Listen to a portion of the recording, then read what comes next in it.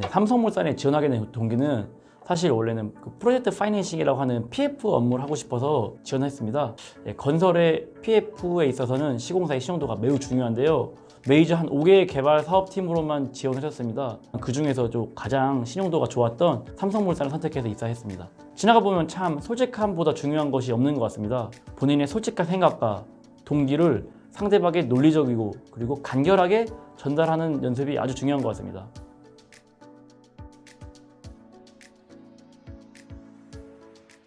삼성물산은 크게 건설, 상사, 패션, 그리고 리조트 이렇게 크게 4개 부문으로 이루어져 있습니다.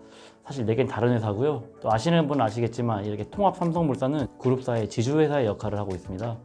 그래서 꽤 큰 규모를 이루고 있고요. 저는 그 중에서 삼성물산의 건설 부분 빌딩 사업부에서 약 5년간 근무했었습니다.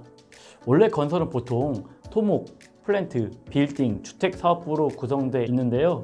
일반적인 건설회사의 본부 구성이죠. 삼성물산도 그러했고요. 그러나 제가 입사 후에는 빌딩, 토목 사업부, 그리고 플랜트 사업부로 이제 좀 통폐합되었습니다. 아무래도 건설업이 과거에 비해서 많이 불황이고 사업부들이 서로 이제 통폐합되면서 규모를 좀 축소하고 있는 추세입니다. 물산 내에는 4개 사업부는 사실상 다른 회사라고 보시면 됩니다. 사업부 간 교류도 거의 없어요. 같은 사업부 내에서도 워낙 공사 특성이 다르고 발주처 간의 이해관계도 다르고 발주형도 다르게 나오고 있고 하기 때문에 교류가 많이 일어날 수 없는 구조입니다. 이제 삼성물산의 직급 체계는 선임, 책임, 수석 이렇게 3단계로 나눠져 있고요. 삼성그룹사가 대부분 다 이런 식으로 나눠지는 걸로 알고 있습니다. 네, 지금은 좀 다를 수 있는데요. 제가 입사했을 때는 초봉이 약 한 4천 후반 정도였고 저는 이제 석사로 입사해서 좀 더 받아서 한 5천 초반 정도 받았었습니다. 현재는 연봉이 좀 신입사원 연봉이 줄어든 것으로 알고 있어서 한 4천 중반 혹은 초반으로 알고 있습니다. 물론 정확한 건 아니고요. 근데 사실상 건설사는 계약 연봉보다는 실제 받는 연봉이 더 중요한데요. 초과 근무 수당이나 현장 수당에 따라서 실수령에서 많이 차이가 나요. 다른 업종이랑. 특히 삼성은 조직 자체가 워낙 투명한 급여 시스템을 가지고 있기 때문에 초과 수당이나 현장 수당을 정말 잘 챙겨줍니다.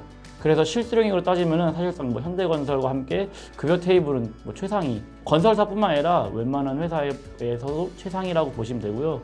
한편으로는 또 그만큼 현장 근무 시에 초과 근무나 주말 근무가 많이 있다는 소리가 되니 그거는 좀 참조해 주셔야 될 것 같아요. 삼성물산의 조직 문화는 특히 건설 부분은 다른 곳과 비교하면 아무래도 좀 군대식 문화가 남아 있는 건 사실입니다. 특히 건설 현장의 경우는 모든 건설사가 그렇듯이 아무래도 금융 환경이 거칠 수밖에 없거든요. 만약 여러분이 건설 현장에 가시게 되면 지금까지 한 번도 경험해보지 못한 그런 스펙타클한 인생을 경험하실 수 있습니다. 사실상 현장이야말로 정말 똑똑한 분들이 가서 정말 스마트하게 일해야 되는 곳이거든요. 하지만 그 현장에서 좀 이제 인부들이 좀 거치시고 같이 기싸움을 하게도 되고 아무래도 거칠어지기도 합니다. 현장은 언제나 바쁘게 움직이고 특히 생명과 직결되어 있기 때문에 안전에 특히 신경을 많이 쓰게 됩니다. 거의 전쟁터 같은 느낌으로 돌아가요. 그래서 타 건설사에 비하면 저 삼성물산의 조직 문화가 꽤나 괜찮은 합리적인 편이라 생각을 합니다. 보통 신입사원들 대부분 본사에서 일하고 싶어 합니다. 하지만 95%의 신입사원은 현장으로 바로 발령을 받게 될 거고요. 현장에서 5년 이상 근무를 해야지만 본사로 들어올 수 있습니다. 안타깝게도 다들 현장 각오는 할 생각으로 입사 지원을 하셔야 될 겁니다. 복장의 경우는 우선 본사는 비즈니스 캐주얼입니다. 비즈니스 캐주얼이라 하면 카라가 있는 티에 단정한 바지 정도라고 생각하시면 되고요. 현장은 어차피 작업복을 입고 조회를 하기 때문에 그냥 추리닝을 입고 출근하시면 됩니다. 바로 추리닝을 입고 출근해서 현장복으로 갈아입으면 되기 때문에 크게 복장에 제약은 없습니다. 제가 알기로는 건설사 자체가 타 산업군 내부에서 모두 다 근속 연수가 좀 높은 것으로 알고 있습니다. 그러나 삼성물산은 탑티어 건설사 치고는 근속 연수가 좀 짧은 편으로 알고 있어요. 그 이유는 아무래도 잦은 구조조정이라든가 감사 그리고 냉정한 기업 문화 때문이 아닐까 생각이 듭니다. 하지만 반대로 이러한 냉정한 기업 문화가 삼성의 투명한 조직을 문화를 만들고 있지 않나 하는 생각이 듭니다. 삼성물산의 복지 혜택은 제가 이직해서야 느끼는데 삼성그룹사는 정말 참 의료 관련 복지가 참 잘 돼 있다고 생각합니다. 급여 관련된 의료비는 100% 지원이 됐었고 비급여 관련된 지원은 약 50% 정도 됐던 걸로 기억이 납니다. 타사보다는 엄청나게 의료비 혜택이 많더라고요. 제가 나중에 알아보게 되니까. 또한 SFC라고 삼성 패밀리 멤버십 카드가 있는데요. 그 신세계 계열사 할인이 되는데 그게 생각보다 꽤나 꿀입니다. 저도 아직 쓰고 있고요. 이런 지원도 너무 소소하긴 한데 에버랜드 무료 이용 이런 것도 있습니다. 또한 이제 블루베리 포인트라고 연 70만 원 정도의 포인트 지급하고 이거는 뭐 거의 현금처럼 쓸 수 있기 때문에 그냥 현금 70만 원이 더 나온다 생각하시면 됩니다. 이제 뭐 이런 의료비 빼고는 사실 뭐 타 대기업군과 대동소이한 것 같고요. 그럼에도 불구하고 이 의료비 혜택은 정말 참 큰 것 같습니다. 네, 삼성물산에 지원하게 된 동기는 사실 원래는 그 프로젝트 파이낸싱이라고 하는 PF 업무를 하고 싶어서 지원했습니다. 네, 건설의 PF에 있어서는 시공사의 신용도가 매우 중요한데요. 그러다 보니 이제 현대건설, 삼성물산 등 메이저 한 5개의 개발 사업팀으로만 지원을 했습니다.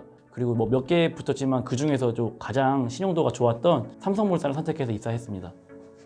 저는 일단 고려대에서 건축사회환경공학을 전공했고요. 또 석사는 카이스트에서 구조역학을 공부했습니다.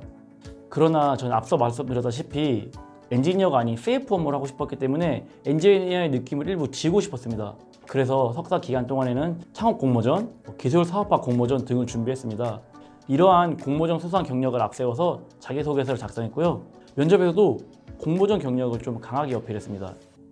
저 같은 경우는 면접에서 오히려 긴장을 너무 안 해서 핀잔을 들었던 기억이 납니다. 사실 제가 긴장을 안 하는 편이 아니라 긴장을 하는데 티가 좀 잘 안 나는 성격인 것 같습니다. 특히 그 면접 한 분이 저에게 이런 말을 하셨습니다. 당신 같은 사람이 입사를 해도 금방 이직을 할 것 같고 좀 긴장도 안 하고 있는 것 같다고요. 좀 당황했지만 침착하게 저는 돈을 좋아하는데 삼성물산보다 많이 주는 회사가 없는 것으로 알고 있는데 그렇지 않습니까? 라고 되게 물었더니 다들 박장대소하고 웃으시면서 좀 딱딱했던 면접 분위기가 풀렸던 기억이 납니다.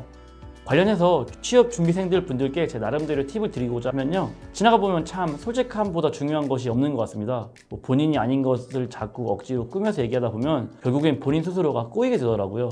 본인의 솔직한 생각과 동기를 상대방의 논리적이고 그리고 간결하게 전달하는 연습이 아주 중요한 것 같습니다. 제가 봤던 여의도 서원의 예전 컨텐츠 중에서도 회사와 지원자의 궁합이 결국 중요하다라는 말에 100% 동의합니다. 본인 스스로 좀 부족한 면이 있다고 생각이 들더라도 솔직하고 당당하게 본인에 대해서 얘기해보세요.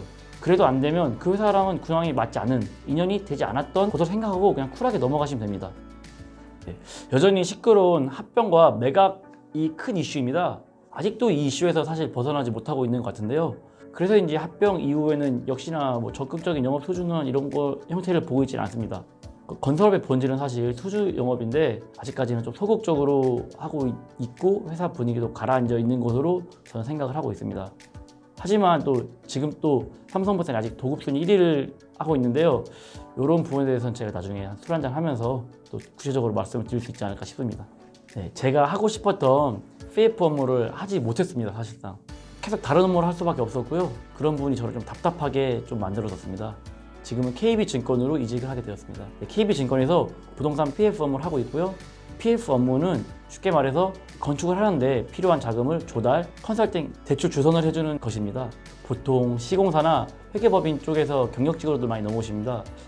PF 업무라는 게 생소할 수 있겠는데 나중에 그것도 저랑 뭐 기회 되시면 소주 한잔 하시면서 얘기하실 수 있으면 좋을 것 같습니다.